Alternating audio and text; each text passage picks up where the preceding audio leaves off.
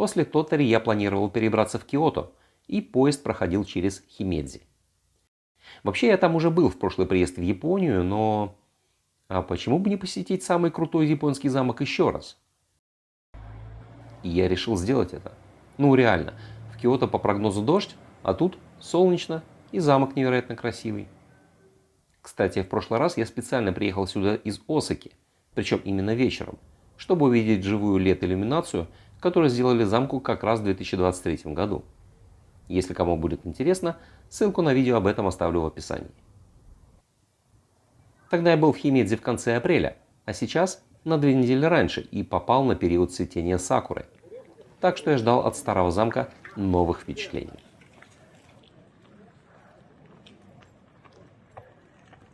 Реально, на самом деле у меня не было замка Химедзи в плане, поскольку 2 года назад я уже здесь был, ближе к вечеру, чтобы увидеть подсветку. Но в этот раз я решил, время вроде есть, почему бы не остановиться на пути в Киото. Вдруг повезет, я увижу Химедзи еще и в цвете сакуры. И таки повезло.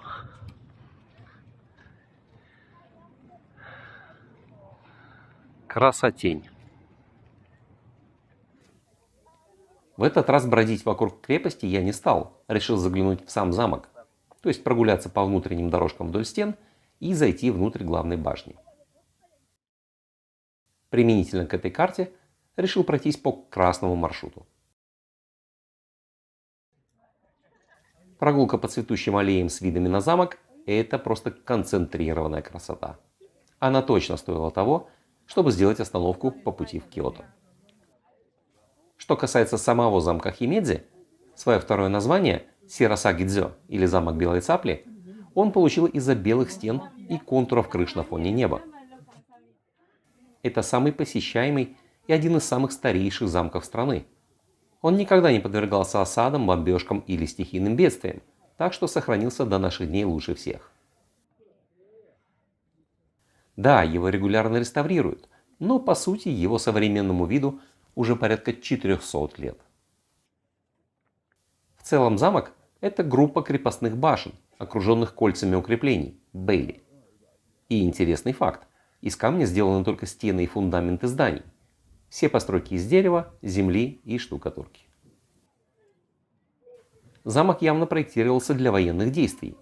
Стены между башнями образуют лабиринт со множеством тупиков, в воротах были механизмы для сброса камней, а общее число бойниц крепости около 1000.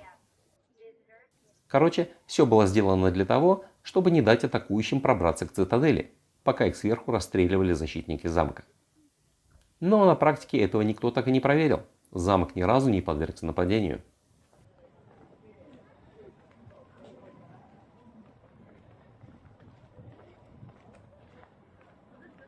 Внутри главной 45-метровой башни 7 этажей и почти никаких выставок или музеев. Планировка уровней оставлена в оригинальном виде. Местами даже есть некоторые элементы интерьера тех времен. А вот вид сверху на город лучше все-таки с крепостных стен, а не через окна бойницы замка.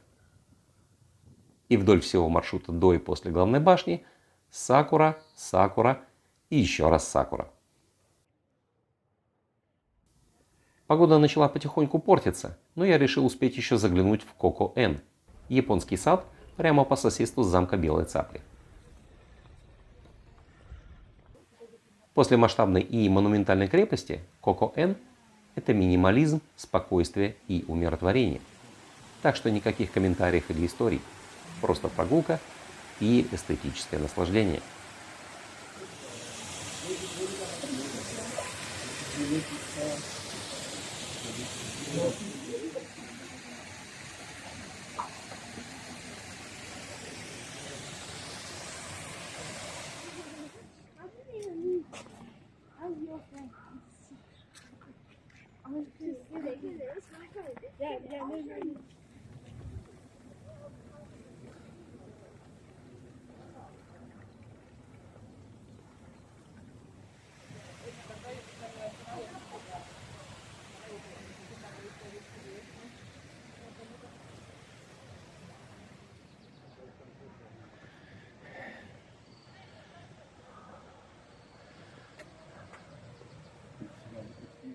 Ну а уже вечером я добрался до Киото.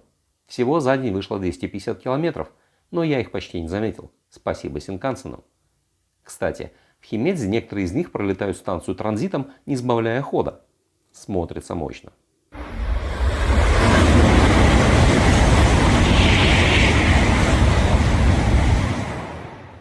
Как и урбанистические виды Осаки, которые я проехал мимо. Интересный факт. Города Киото, Осака и Кобе – это в наши дни единая агломерация населением свыше 15 миллионов. Но Киото здесь стоит особняком из-за своей истории.